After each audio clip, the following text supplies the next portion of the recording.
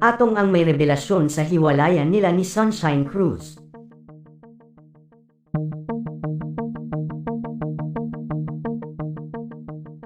Matapos ngang magsilabasan ng blind item patungkol sa magkarelasyong artista at isang mayamang negosyante, ay marami ang nagsasabing ang tinutukoy sa nasabing blind item ay ang aktres na si Sunshine Cruz at Atong Ang.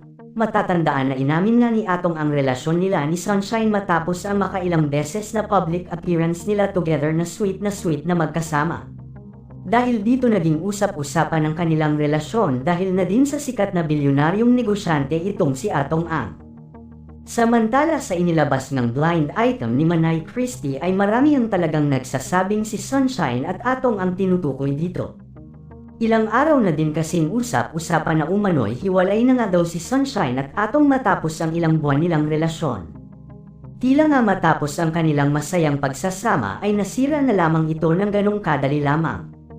Marami ang haka-haka na lumalabas ngayon patungkol sa dahilan ng kanilang tuluyang paghihiwalay. Ayon kasi sa ilang balita na lumalabas sa ilang social media entertainment websites, ay si Sunshine umano ang dahilan kung bakit naghiwalay silang dalawa ni Atong. Ayon sa balita hindi na daw akalain ni Atong na magagawa ito sa kanya ni Sunshine. Buong akala nga daw ni Atong ay mahal na mahal siya nito, ngunit nagkamali pala siya ng pagkakakilala sa aktres. Iniwan na daw ni Atong ang lahat ng babae niya, isa na dito si Gretchen Barreto na napabalitang girlfriend din ni Atong noon para lamang makasama niya at mapatunayan kay Sunshine ang kanyang pagmamahal dito. Hindi ko akalain na magagawa akong lokohin ng babaeng pinakamamahal ko, ibinigay ko ang lahat-lahat sa kanya, sa bandang huli ganito lang pala ang mapapala ko. Niloko niya lamang ako. Nung una hindi ako naniniwala sa mga balita tungkol sa kanila ng lalaki niya dahil may tiwala ako sa kanya, malaki ang tiwala ko sa kanya. Kaya nga binigay ko ang lahat ng gusto niya. Sobrang sama ng loob ko ngayon dahil sa edad kong ito ngayon lang ako naloko ng ganito. Ayoko mang sabihin ito sa'yo, pero pinipilit mo ako, pinerahan mo lang ako.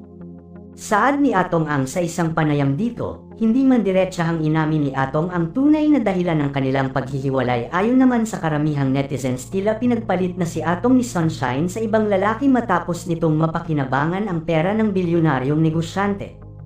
Marami ang hindi makapaniwala na magagawa ito ni Sunshine kay Atong matapos ang lahat ng ginawa at ibinigay sa kanya nito. Sa ngayon nga ay wala pang pahayag si Sunshine sa mga paratang sa kanya ni Atong Ang at kung ano nga ba ang katotohanan sa kanilang biglaang paghihiwalay.